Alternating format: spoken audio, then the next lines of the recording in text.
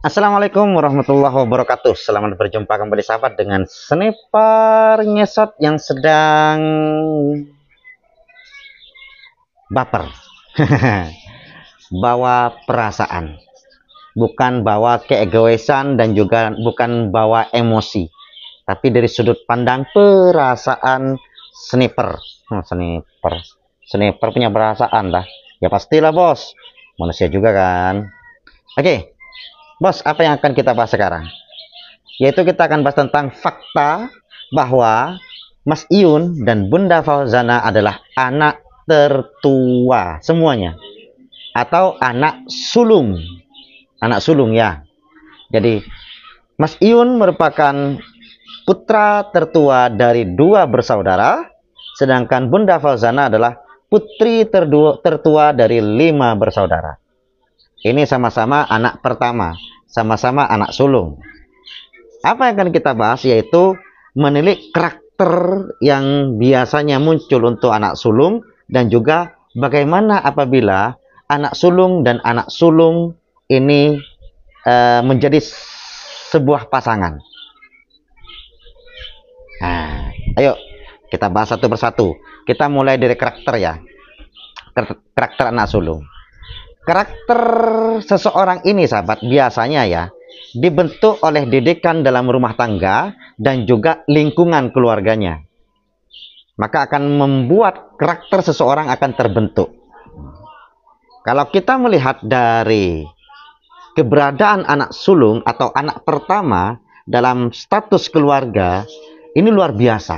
Akan mengalami beberapa perubahan kasih sayang di orang tua. Gitu. Kita mulai kayak gini. Contohnya ya. Bukan contohnya, tapi ini mungkin kita ulik dulu lah gitu ya. Ketika seorang pasangan memutuskan memiliki anak, maka anak itu merupakan harapan terbesar dalam keluarga. Saat sudah memiliki anak, maka anak itu akan menjadi sesuatu yang sangat berharga, sangat dikasihani, sangat dicintai. Sehingga perhatian orang tua sangat besar kepada si anak ini. Sehingga apapun yang diminta oleh si anak ini akan diberikan. Apapun, saking sayangnya. Kenapa? Karena baru memiliki anak. Yang pertama. Sehingga anak ini bisa manja.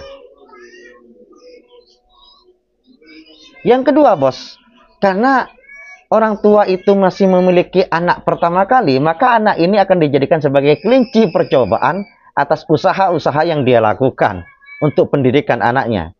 Salah satunya, biasanya orang tua akan sangat menjaga si anak itu. Sedemikian rupa, tidak boleh ini, tidak boleh itu, tidak boleh ini, harus itu. Takut ada hal-hal yang terjadi kepada si anak. Dijaga secara ketat. Maka si anak ini akan menjadi perfeksionis. Selain itu, orang tua kadang-kadang juga akan menuntut anak sesuai dengan keinginannya. Harus seperti ini, harus seperti itu, dan sebagainya. Jangan seperti itu, jangan seperti ini, harus seperti itu, harus seperti ini. Sepertinya akan dicetak sama persis dengan apa yang ada di kepalanya si orang tua. Itu anak pertama. Jadi anak pertama ini bisa perfeksionis, ataupun bisa menganggap sesuatu itu harus gitu, harus perfect, harus benar-benar bagus gitu. Kalau kurang sedikit dia sudah nggak setuju dan sebagainya itu. Harus perfect gitu. Ini anak pertama. Bisa manja, bisa muncul sifat perfeksionis. Anak pertama. Kemudian ketika lahir anak kedua, orang tua ini sikapnya langsung berubah. Orang tua ini sikapnya, tunggu dulu bos, ini kok ada.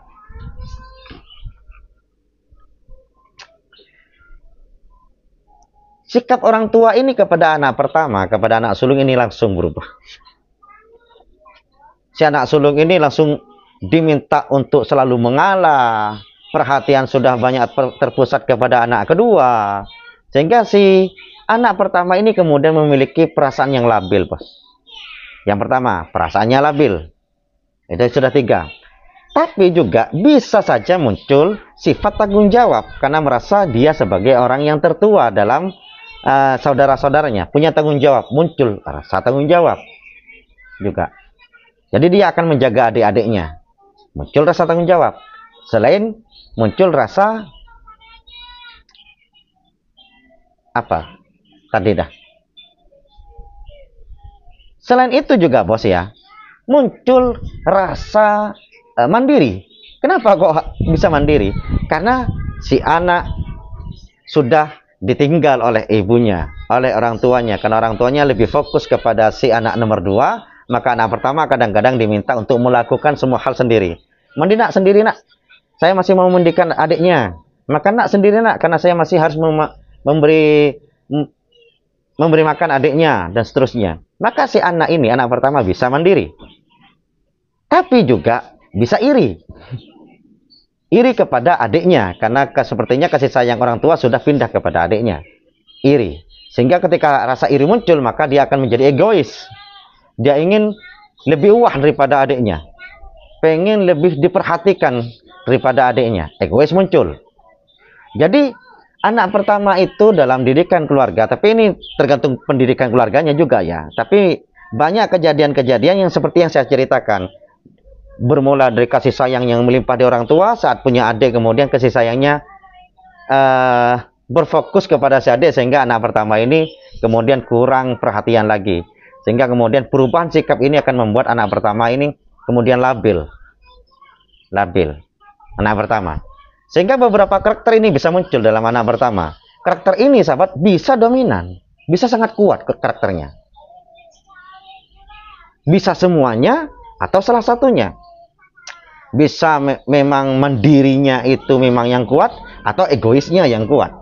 Bisa saja perfeksionisnya yang kuat, atau manjanya yang kuat. Atau bisa saja mengalahnya yang kuat, atau bisa saja macam-macam. Dan ini biasanya karakter ini kuat, bukan hanya tanggung-tanggung ya. Kalau anak pertama itu biasanya kuat. Itu adalah karakter yang bisa timbul dari anak pertama. Tapi lagi-lagi saya tekankan, ini tergantung didikan dalam rumah tangga, dalam keluarga, dan juga lingkungan di sekitarnya. Juga akan berpengaruh terhadap pembentukan karakter si anak pertama ini. Tapi memang mayoritas anak pertama mayoritas ya, tapi tidak semuanya. Egois ada, angkuh ada, kemudian perfeksionis ada ya. Tapi manja juga ada, tanggung jawab juga ada, mandiri juga ada. Biasanya anak pertama seperti itu. Kemudian kita masuk ke perjodohan, karena karakter anak pertama ini sama-sama kuat ya. Ketika anak pertama dengan anak pertama ini berjodoh bos ya, ini bisa saja luar biasa atau bisa saja bahkan hancur luar biasa. Kita mulai saja dari hancur yang luar biasa. Anak pertama dan anak pertama bos, ini biasanya bos ya, biasanya itu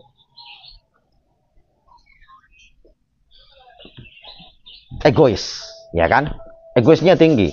Apabila kedua mempelai ini yang anak sulung semua ini egoisnya sangat tinggi semua, tidak mau mengalah dan sebagainya, maka sering terjadi percekcokan yang sangat luar biasa untuk anak pertama ini. Atau mandirinya karena sangat-sangat luar biasa, maka dia akan rebutan apa istilahnya ya, rebutan egois dan mandirinya luar biasa umpamanya. Dia rebutan umpamanya, dia pengen yang di depan dalam pekerjaan umpamanya. Si cowok pengen bekerja, si perempuan ini nggak mau juga kalau nggak bekerja gitu. Ada rebutan kayak gitu, tanggung jawab dan sebagainya. Dan juga sangat manja. Sangat manja yang bisa saja membuat pasangannya itu kesal atau apa gitu. Ini anak pertama. Sama-sama anak pertama. Jadi sehingga kemudian beberapa wilayah, ini beberapa wilayah tidak semuanya ya. Kebanyakan beberapa wilayah itu memang menghindari untuk menjodohkan anak sulung dengan anak sulung. Takut berakibat yang fatal gitu. takut berakibat yang fatal. Mungkin kita ambil cuplikan dari obrolannya Mas Yun saja ya. Ketika Mas Yun mengharap Bunda Fauzana itu ikut dia ke Jawa, sekaligus sama juga Bunda Fauzana mengharap Mas Yun yang ikut ke Minang. Apabila ini tidak ada titik temu, bos, bisa jadi prahara dalam hubungan mereka. Atau yang nomor dua juga, yang dicontohkan dalam tiktokan Mas Yun juga ya, saat Mas Yun bilang kepada Bunda, saat Bunda itu kemudian mintas terus, kok kamu mintas terus, tolonglah suamimu ini juga diperhatikan, katanya si Mas Yun.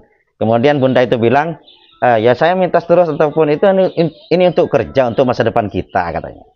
Lah, kalau ini bos sama-sama angku ya, sama-sama angku, tidak ada yang mau mengalah. Si Bunda pengennya tetap beraktivitas sesuai dengan yang dia inginkan, sedangkan harapan Mas Yun adalah Mas Yun saja yang kemudian bekerja. Bunda merawat keluarga, umpamanya seperti ini. Ini bisa terjadi prahara jika egois mereka itu tidak bisa dinetralisir. Itu anak pertama. Anak pertama bisa seperti itu. Ini apa ya? Negatifnya anak pertama dengan anak pertama. Negatifnya.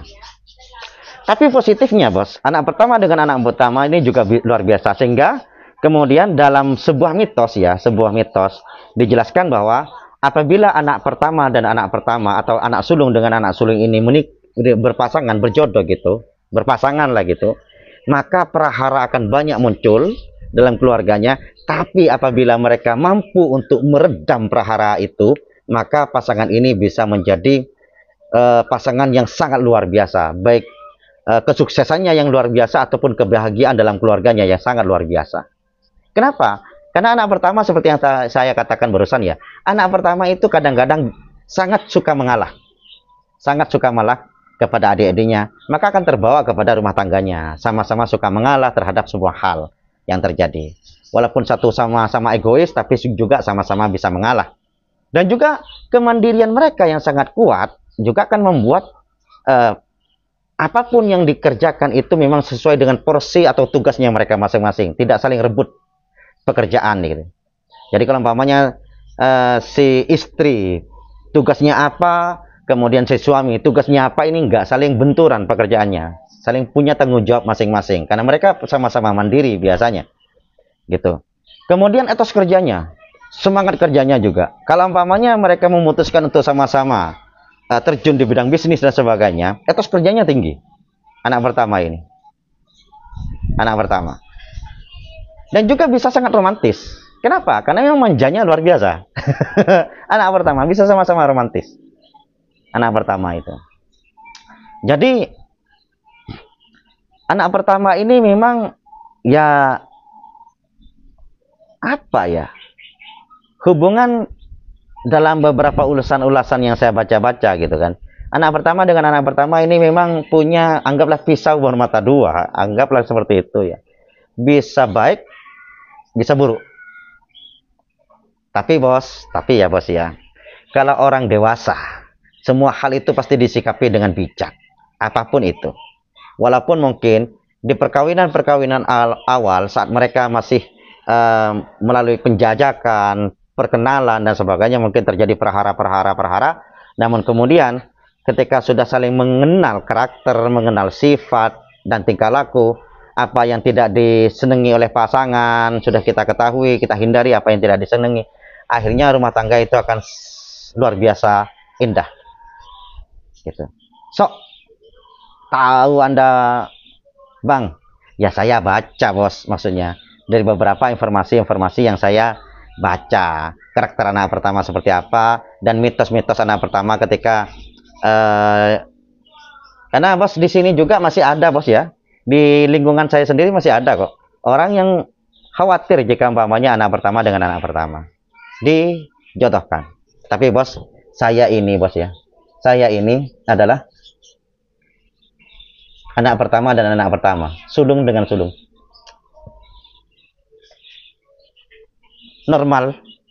normal sih. Ya, kalau masalah keegoisan memang saya akui bos ya, egois sama. Tapi kemudian lambat laun kita sama-sama saling mengerti situasi kita, akhirnya saling memaklumi. Saat pasangan melakukan seperti itu, ya kita harus maklumi lah. Saat saya juga melakukan seperti itu, maka juga maklumi. Akhirnya normal kok, normal, nggak ada apa-apanya, normal, aman. Kalau menurut saya, karena saya sudah ngalamin, sudah berapa tahun, sudah punya 2 unit saya kok turunan. Jadi aman. Jadi kalau saya pribadi untuk anak pertama dan anak pertama, karena saya mengalami sendiri, ya mungkin pesan saya sih ya harus ada yang bisa menjadi air saat ada api, atau menjadi api saat ada air. Seperti yang saya ulas sebelumnya ya kan ya. Api dan air itu bukan saling berlawanan, tapi saling dukung-mendukung. Api dan air.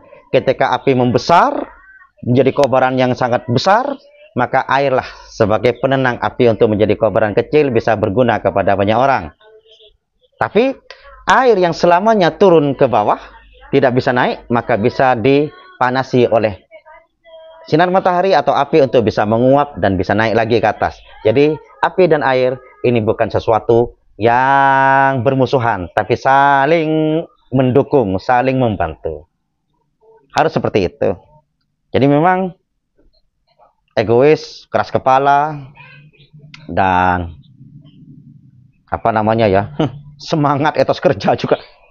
Memang luar biasa untuk anak pertama dengan anak pertama ini. Jadi kita harus sadar bahwa anak pertama dan anak pertama membawa karakter yang sangat kuat, maka harus hati-hati kepada pasangan juga, ya. Maka harus sadar lah kalau umpamanya Anda itu pasangan anak pertama atau anak sulung dengan anak sulung. Harus sadar bahwa karakter Anda sangat kuat. Seperti itu.